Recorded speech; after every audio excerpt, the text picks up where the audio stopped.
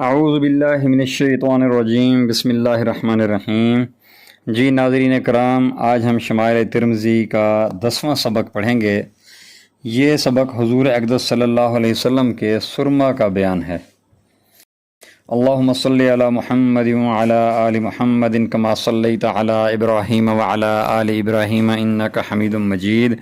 اللہم بارک علی محمد وعلی آل محمد کما بارکت علی ابراہیم وعلی آل ابراہیم انک حمید مجید۔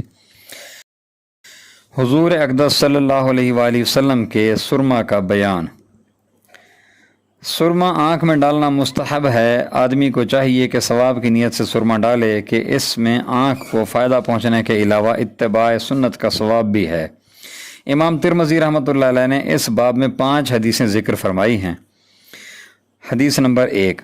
حدیث نمبر 1 کے ترجمہ کا مفہوم ہے، ابن عباس رضی اللہ تعالی عنہما فرماتے ہیں کہ حضور اقدس صلی اللہ علیہ وآلہ وسلم نے ارشاد فرمایا کہ تم عصمت کا سرما آنکھوں میں ڈالا کرو، اس لیے کہ وہ آنکھ کی روشنی کو بھی تیز کرتا ہے اور پلکیں بھی زیادہ اگاتا ہے۔ حضرت ابن عباس رضی اللہ تعالیٰ عنہما یہ بھی کہتے تھے کہ حضور اقدس صلی اللہ علیہ وآلہ وسلم کے پاس ایک سرما دانی تھی جس میں سے 3 سلائی ہر رات آنکھ میں ڈالا کرتے تھے۔ فائدہ: عصمت ایک خاص سرما کا نام ہے جو سیاہ سرخی مائل ہوتا ہے، بلاد مشرقیہ میں پیدا ہوتا ہے۔ بعض اکابر اس سے اصفہانی سرما مراد لیتے ہیں اور بعض نے توتیا بتلایا ہے۔ علماء فرماتے ہیں کہ اس سے مراد تندرست آنکھوں والے اور وہ لوگ ہیں جن کو موافق آ جائے، ورنہ مریض آنکھ اس سے زیادہ دکھنے لگتی ہے۔ سرما کا سوتے وقت ڈالنا زیادہ مفید ہے کہ آنکھ میں دیر تک باقی بھی رہتا ہے اور مسامات میں سرایت بھی اس وقت زیادہ کرتا ہے۔ سلائی کے بارے میں بھی مختلف روایتیں ہیں۔ بعض روایات میں دونوں آنکھوں میں 3 وارد ہوئی ہیں جیسا کہ ابھی گزرا ہے، اور بعض روایات میں دائیں آنکھ میں 3، بائیں میں 2 وارد ہوئی ہے۔ یہ مختلف اوقات پر محمول ہیں کہ بعض مرتبہ حضور صلی اللہ علیہ وآلہ وسلم ایسا فرماتے تھے اور بعض مرتبہ ایسا۔ حافظ ابن حجر رحمۃ اللہ علیہ، ملا علی قاری رحمۃ اللہ علیہ وغیرہ حضرات نے پہلی صورت کو راجح فرمایا ہے۔ چنانچہ نبی اکرم صلی اللہ علیہ وآلہ وسلم سے بھی متعدد احادیث میں یہی صورت نقل کی گئی ہے جیسا آئندہ روایات میں آ رہا ہے۔ حدیث نمبر 2۔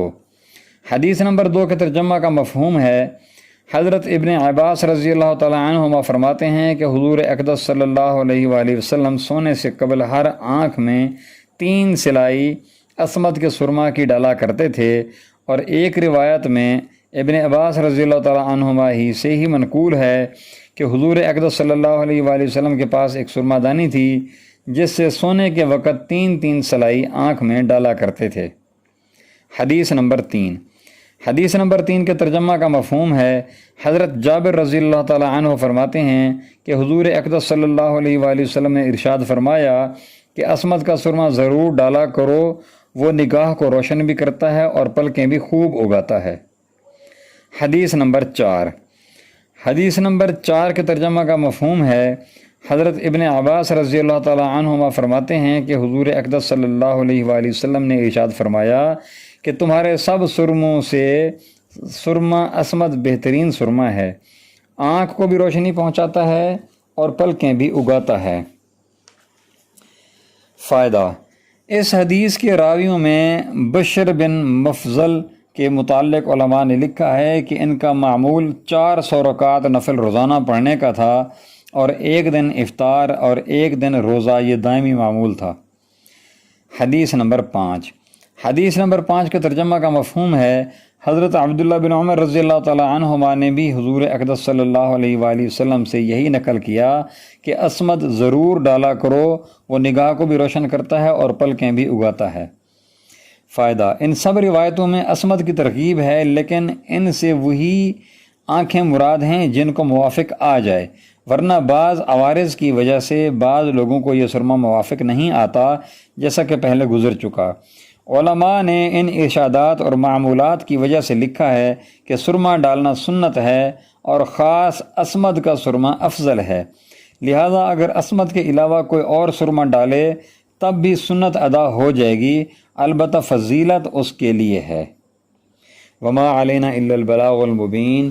جزاکم اللہ خیر و احسن الجزاء۔